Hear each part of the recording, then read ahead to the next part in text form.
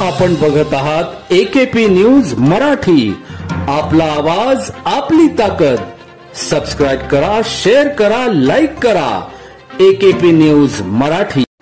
नाशिक जिल्ह्यातील नांदगाव मनमाड महामार्गावर आज 26 सप्टेंबर रोजी पहाटे 5 ते 5:30 वाजेच्या दरम्यान हिरेनगर फाट्यावर दोन वाहनांची समोरासमोर धडक झाली। या भीषण अपघातात 3 जणांचा जागीच मृत्यू झाला तर 4 जण जखमी झाल्याची घटना घडली। हा अपघात इतका भीषण होता की यात वाहनाचा अक्षरशः चुरा झाला आहे। हे सर्व मनमाड नांदगाव रोडवरील आज होणाऱ्या शिवपुराण कार्यक्रमाला येत असल्याची चर्चा होत आहे।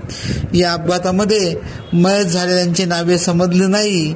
आशा शिवाजी देशमुख वय 55, विकास शिवाजी देशमुख वय 35 राहणार मोहाडी, गराबाई अधिक देशमुख वय 60 राहणार मोहाडी, तसेच नारायण सुखदेव महाजन वय 70 राहणार पाचोरा अशी 4 जखमींची नावे आहे। घटनेची माहिती मिळताच पोलीस घटनास्थळी पोहोचले।